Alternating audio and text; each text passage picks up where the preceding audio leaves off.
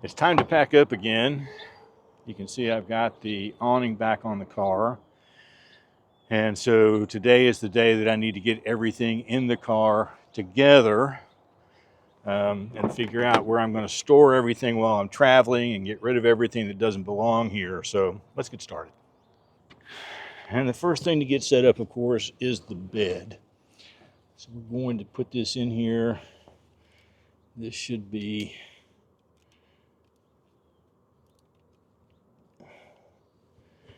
sort of up a little bit. That is at the end of the bed and at the end of the seat. So everything here is about where I need it. Let's get the other bedding in here with it.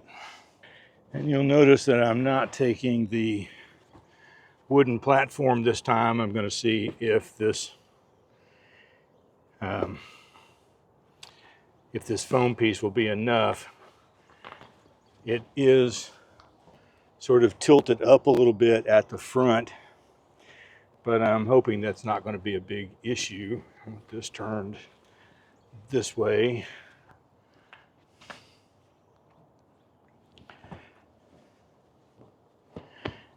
Now, last time I used the sleeping bag, I didn't really use the sleeping bag. It was more of just another added cushion because it was too hot. And I have a feeling it'll be the same this time, but we'll get the pillow up here at the front. And one of the reasons that I have put this little pad right here in to sort of level things out is because I have added a refrigerator to the mix for this trip, and that takes up some space. So I'm going to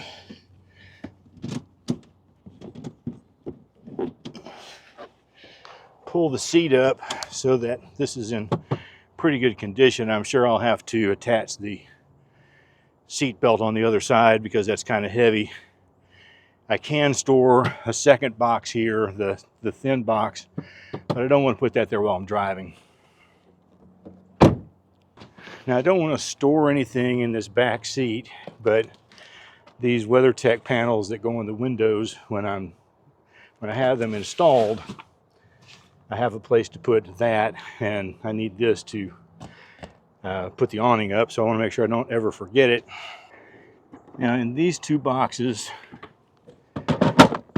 I have all of the stuff that I need, regardless of whether I am packing for camping or stealth camping at a Cracker Barrel. The thing that I put in the front seat is all of my cooking equipment that I only need when I'm actually going camping.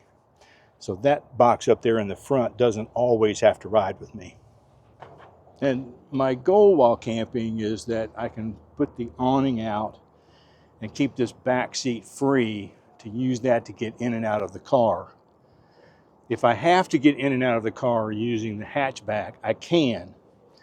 And I may have to, because when I use this space for the refrigerator, I don't have room for the Cydio crates. It's a trade-off. So, yeah. And this is the refrigerator that I'm taking. It's from IceCo. They were kind enough to send me a refrigerator, their 250 watt battery, and a solar panel to keep the battery charged during the day. Now, I have some serious reservations about this battery. We'll talk about that because I'm going to make a video, include this in the video when I go camping. But for now, the refrigerator itself, I really, really love. They asked me if I wanted just the refrigerator or refrigerator and freezer, and I told them that the best thing that I could do to test this out is to do refrigerator and freezer. Not only does it open from this side to get in, but you can also open it, from this side to get in. And you can use the top to hold other things if that's what you want to do. Now, this video is not a review of this refrigerator, but I do want to show you what I'm packing in this refrigerator because I have to pack for dinner tonight, breakfast, lunch, dinner tomorrow, and breakfast the next day. So that's 5 meals. This is a 40-quart refrigerator. Part of that is taken up with freezer space. So let's see what that looks like. So packing is really easy because the whole thing just comes off. You'll see I already have a bottle of water in here, and it's almost frozen even at 41 degrees. So that is something I have to watch out for. And I have 2 ribeyes that I'm taking. I'm packing everything in disposable bags so that I don't have like big heavy containers taking up space. So that will be there.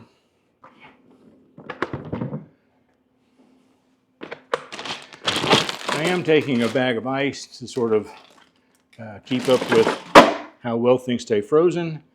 And I'm going to take one of my balls of ice in case I decide to have a glass of bourbon. So a few other things that I'm taking would be a couple of hamburger patties. I am taking some eggs because I might want to put eggs on top of the hamburger patties, but I know I also want to make some fried eggs for breakfast. Taking some cheese along with me here as well.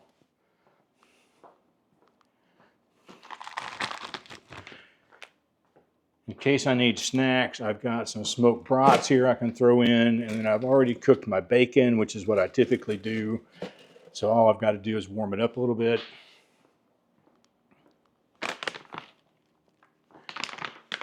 Another high protein snack is some hard-boiled eggs, so I'll throw those in there. And then I've already scrambled 3 eggs and put it in a baggie because I may either want scrambled eggs or an omelet for one of my breakfasts, so that's going to go in there.